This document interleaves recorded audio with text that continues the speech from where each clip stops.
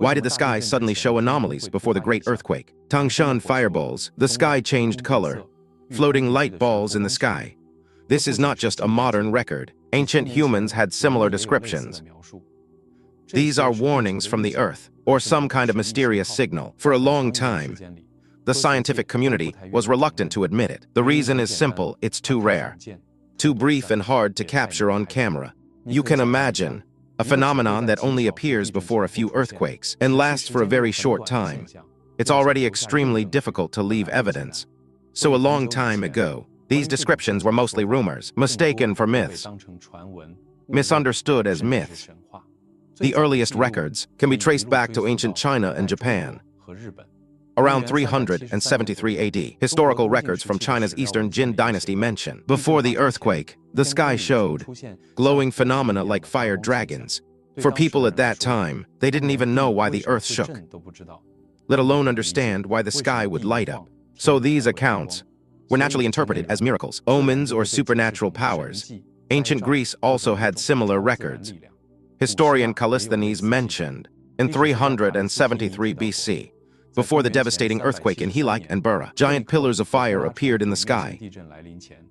In that era, people easily interpreted this phenomenon as the wrath of the gods. But looking back today, you'll find a crucial point: the locations mentioned in these legends. Many were already near fault lines, meaning they might not just be myths, they could contain records of natural phenomena. Later, records of earthquake lights gradually decreased, difficult for later generations to believe.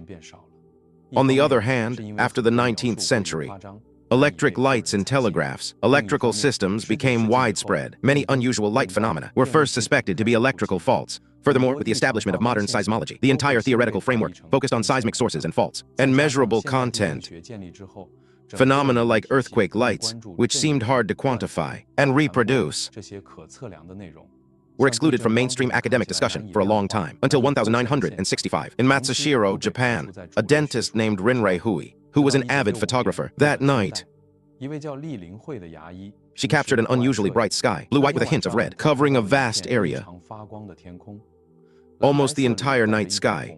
Later, people realized she might have photographed the first documented earthquake light in human history, and that area was experiencing the famous Matsushiro earthquake swarm. From 1960 to 1960, a total of 62,826 earthquakes occurred there, so many that locals became accustomed to them. But even so, many seismologists still didn't buy it, thinking it might be camera malfunction, lens flare, or a photographic illusion. Even with the photo in front of them, many still refused to acknowledge its existence. In 1973, in Yukon, Canada, a retired agricultural inspector was hiking by a lake and saw several yellow glowing spheres in the distant mountains, like UFOs suspended in midair. He took photos, and a few minutes later, an earthquake occurred nearby. In 1976, Tangshan, China, some residents the night before the Great Earthquake saw a huge fireball in the sky, as if the night sky suddenly ignited. The next day, a magnitude 7.8 earthquake destroyed the entire city, causing over 240,000 deaths. These eyewitness accounts later became a very special part of the discussion on Tangshan earthquake precursors. In 1988, near Quebec, Canada, someone else reported seeing purple-pink light balls along the St. Lawrence River, light bands and atmospheric glow phenomena. And these lights weren't just seen before the main shock.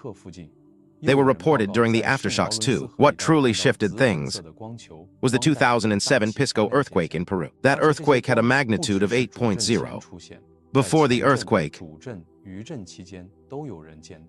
a naval officer saw several flashes of pale blue light columns erupting from the sea surface. More importantly, this time surveillance cameras captured it completely. The phenomenon was recorded in its entirety. This time, the monitoring equipment captured it completely. This time, the surveillance cameras captured it completely. This time, the surveillance cameras captured it completely. A normal surveillance camera captured footage of the night sky, repeatedly illuminated by blue and green flashes, and nearby universities happened to have synchronized seismic records. The results showed a match. Earthquake records, eyewitness accounts, the three could be completely matched. This means earthquake lights are no longer just verbal testimony from people who saw them, but finally have complete and verifiable evidence.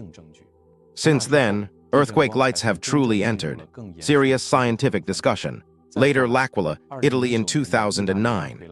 Wellington, New Zealand in 2016, Southern Mexico in 2017, Morocco in 2023. Similar phenomena have been successively filmed or reported, especially before the earthquake in Morocco. Large areas of blue-white flashes in the night sky illuminated the entire city. Many people realized for the first time that earthquake lights might actually exist.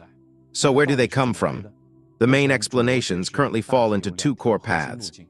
The first path is the underground gas trigger mechanism. July 2024, Japanese seismologist Yutaka Yumoto published a paper suggesting that earthquake lights might be related to methane and other gases released from underground. These deep gases undergo physical and chemical changes near fault zones, interacting with the atmosphere, water bodies, and even the upper atmospheric cushion, ultimately triggering luminescence. Simply put, before an earthquake, not only do rocks deform underground, but gases also seep out under pressure. When these substances interact with fault ruptures, charge separation,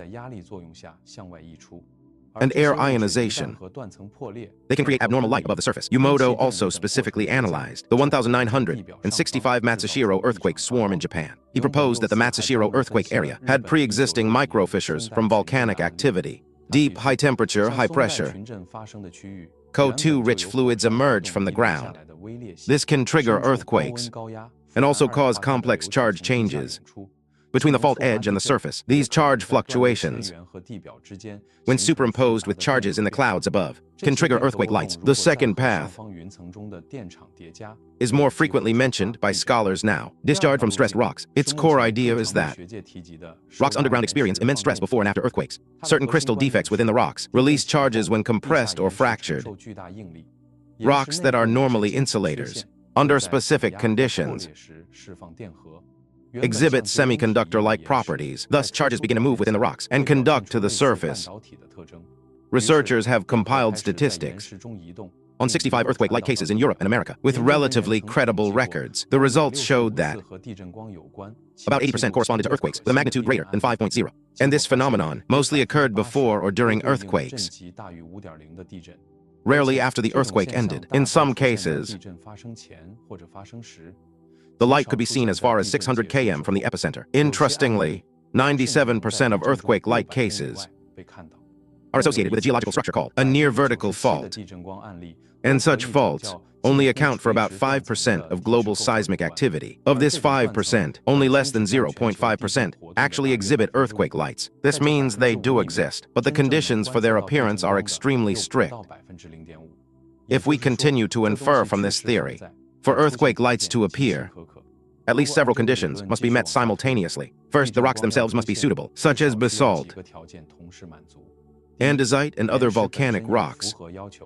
In metamorphic rocks, if there are many special crystal defects, they are more likely to release mobile charges when stressed. In some areas, magma cooled along faults, forming deep vertical dikes,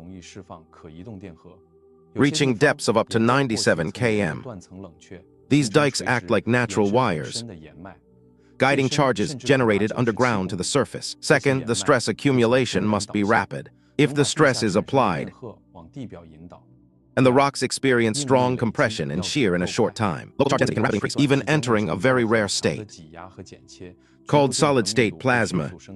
This doesn't mean the rock turns liquid, but rather that although it remains solid, its internal charged particles are abnormally active. When these high-density charges reach the surface and then break down the air, they can form the fireballs and light columns we see. Luminescent clouds, glowing clouds, a sudden flash of blue light in the sky. This can also explain another phenomenon. Why do many earthquake light reports come from mountains or highlands?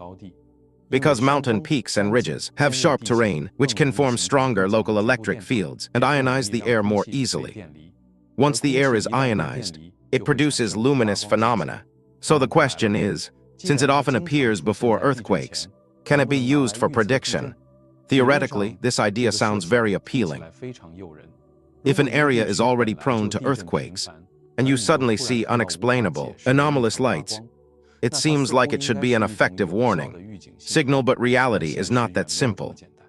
The USGS to this day has not successfully used this phenomenon to stably predict major earthquakes. The reason is still the same core issue.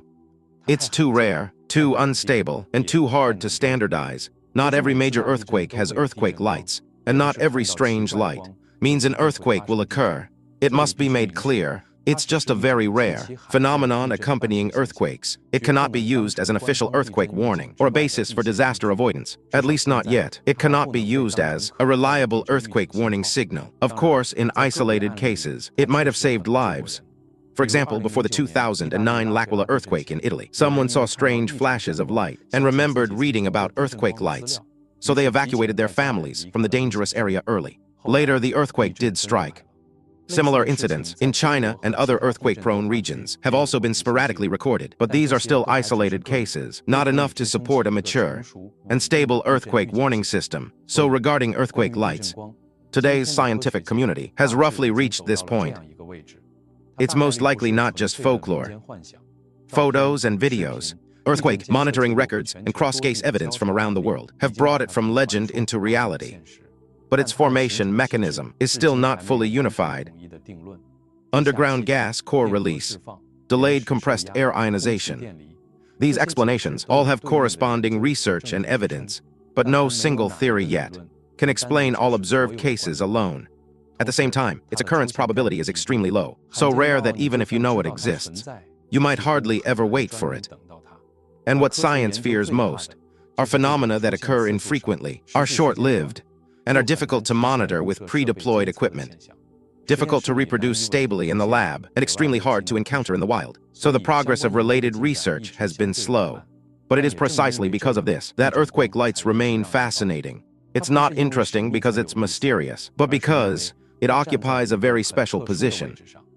You already know it's not pure myth, but you still don't fully understand it.